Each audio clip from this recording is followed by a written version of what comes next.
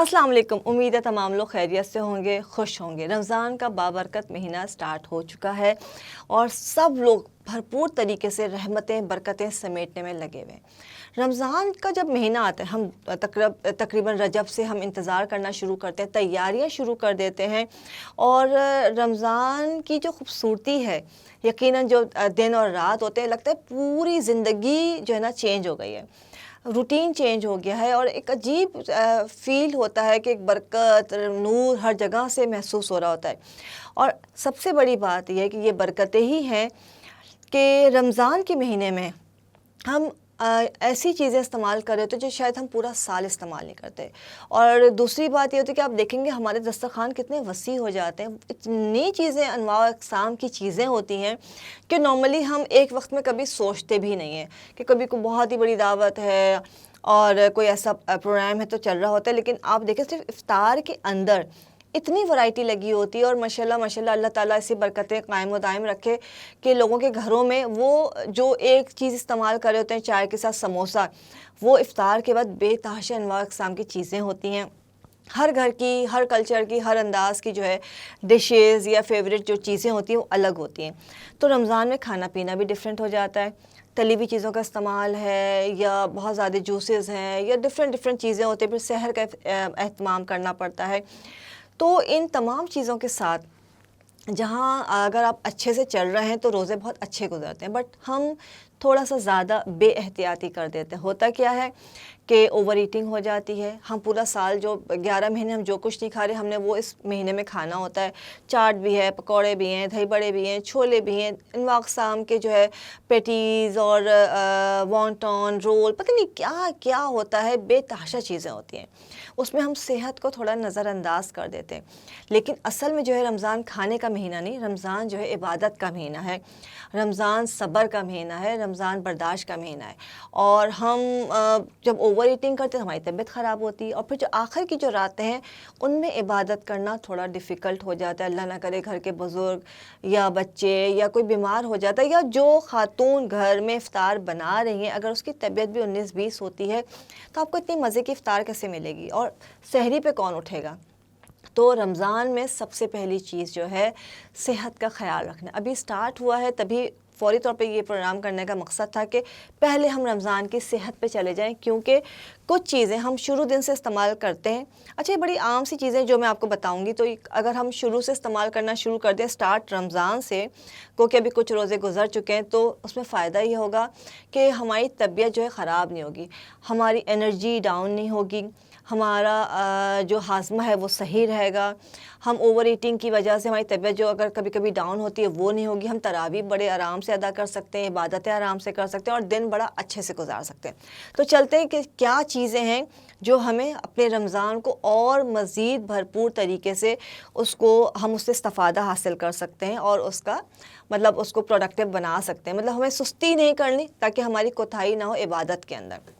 तो पहली चीज़ जो मैं बताऊंगी कि जैसे मैंने कहा कि डाइट का तो आपको ख्याल रखना है, वो साथ साथ मैं डिस्कस करती रहूँगी। एक चीज़ वो कहवा जो मैं हमेशा ज़िक्र करती हूँ, सारे लोग ही बता रहे होते हैं, ये एक ऐसा कहवा है अगर आप इसको इस्तेमाल करते हैं, पूरे साल ही करते हैं लेकिन रमज़ान में इसका लाजमी के जब तरावी से सारे लोग आ जाते हैं तो बैठ के सारे लोग घर में एक दफ़ा बैठ के कहवा पी लें, पूरे दिन की बातें करें, डिस्कशन करें कि क्या किया है और साथ साथ ये कहवा ज़रूर पिएं। तो आपको ख़ुद अंदाज़ा होगा कि अगर कहीं पे ओवर ईटिंग हो गई है या कहीं पे बेएहतियाती हो गई है तो वो अल्लाह ताला ने इन चीज़ों की बरकत से सही कर दी है। इसमें करना क्या है कि आप में तकरीबन 1.5 कप पानी लेना। मैं एक मतलब बंदे के हिसाब से बता रही हूँ, 1 सर्विंग का बता रही हूँ। उसमें 4 से 5 पत्तियाँ जो कि हम हमेशा बता रहे होते हैं। छोटा सा टुकड़ा दालचीनी का डालना है, 1 इंच का टुकड़ा अदरक का डालना है और चुटकी भर सौंफ डालनी है। चाहें तो उसमें ज़ीरा भी डाल सकते हैं। इसको आपने पकाना है। पकाने के बाद जैसे 1 कप रह जाएगा और ये कहवा आपने लाजमी पीना है। यूँ समझ लें कि ये आपका एक रूटीन होना चाहिए पूरे रमज़ान। हाजमा सही रहेगा, गैस ब्लोटिंग नहीं होगी।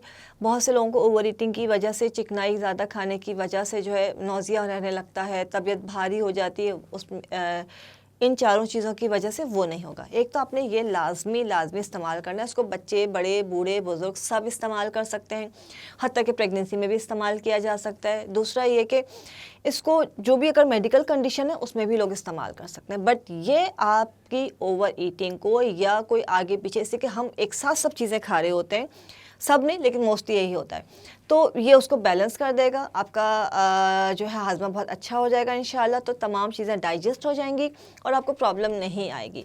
दूसरी चीज़ जो है हम बना रहे हैं एक ऐसा पाउडर कह लें या चाट मसाला कह लें, इसमें कुछ चीज़ें ऐसी हेल्दी हैं कि अगर आप इसको बना के इसका सफ़ूफ अपने चाट मसाले में ऐड कर दें, तो जो भी आप अपना खाना खा रहे हैं उसके ऊपर आपने स्प्रिंकल करना है, छिड़क के खाना है, तो ये आपके खाने की लज्जत को तो दोबाला करेगा ही, लेकिन उसकी इफ़ादियत भी बढ़ा देगा और आपका वो जो खाना जो भी आप खा रहे हैं वो आपके अंदर पेट में जाके आपको नुकसान नहीं पहुंचाएगा। इसमें आपने लेना क्या है, सबसे पहले आपने सौंफ लेनी है 1 चमचा आपने ज़ीरा लेना है, इसमें आपने 1 चमचा जो है अजवाइन लेनी है, कलौंजी का जो है आपने 1/4 चमचा लेना है और बड़ी इलायची का दाना जो है ये भी आपने 1 चमचा लेना है।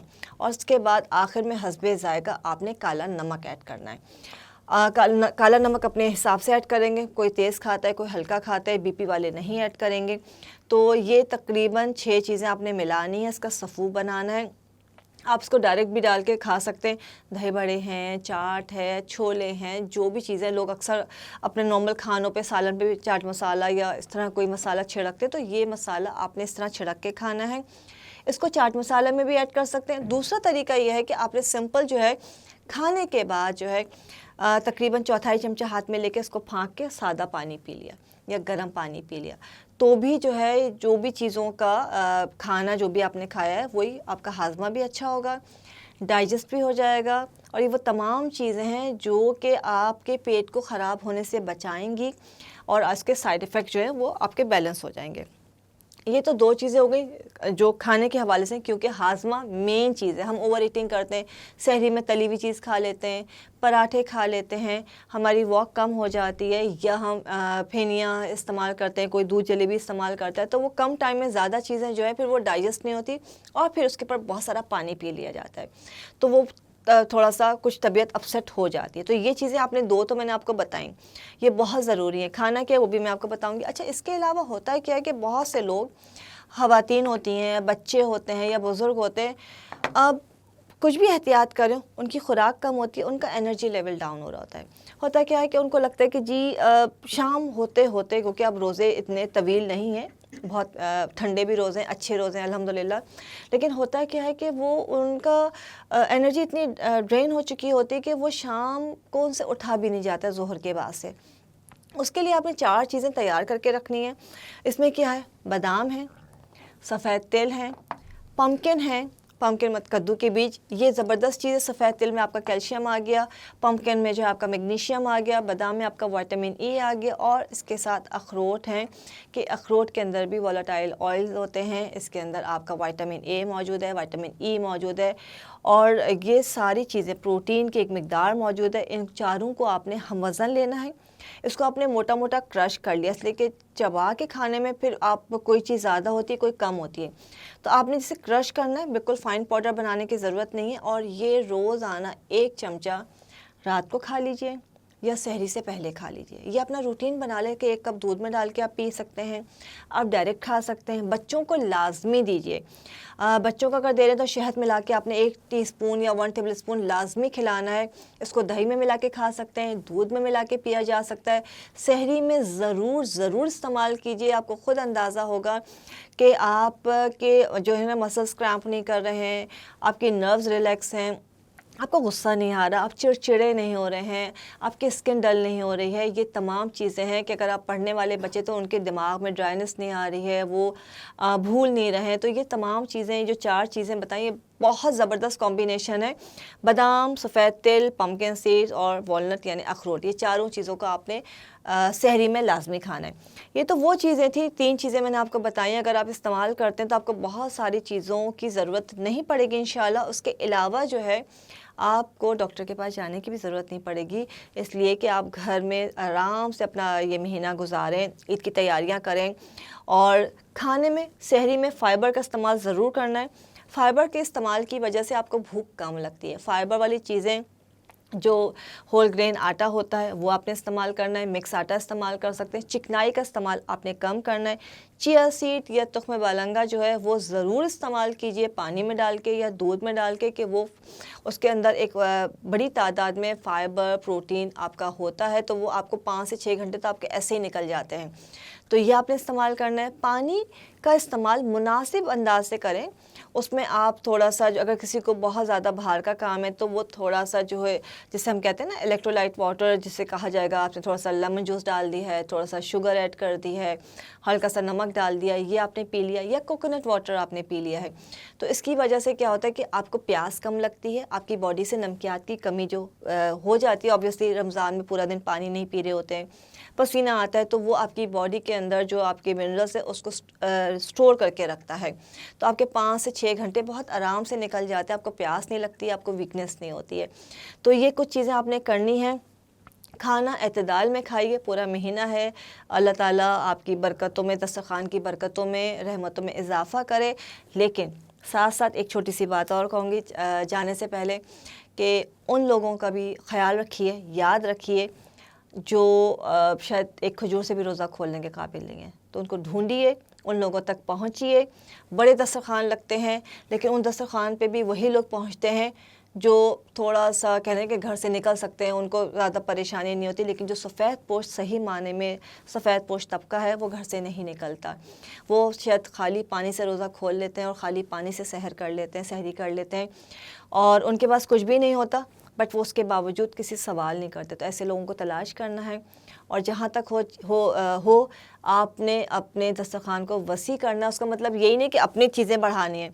वसी का मतलब ये होता है कि उसमें जितने लोगों को आप ऐड करेंगे, अल्लाह ताला उसमें उतनी ही बरकतें ऐड करेगा। इसके साथ ही इजाज़त दीजिए, अपना बहुत सारा ख्याल रखिएगा। ख़ास रमज़ान की दुआओं में, इफ्तार के वक्त, सहर के वक्त, अपनी ख़ास दुआ में मुझे, मेरी टीम को, मेरी फ़ैमिली को ज़रूर याद रखिएगा। हमारे मुल्क को ज़रूर याद रखिएगा, इसलिए कि दूसरों के लिए की भी जो दुआ होती है वो पहले आपके हक़ में कबूल होती है। अब तो आप यकीनन मेरे लिए दुआ करेंगे। अपना ख्याल रखें। अल्लाह करे ये रमज़ान बहुत अच्छे से, बहुत ही रहमतों बरकतों के साथ गुज़रे, और ईद जो है सबके लिए बेहतरीन खुशियाँ लेके आए। इजाज़त दीजिए, खुश रहिए, खुश रहने दें। अल्लाह हाफ़िज़।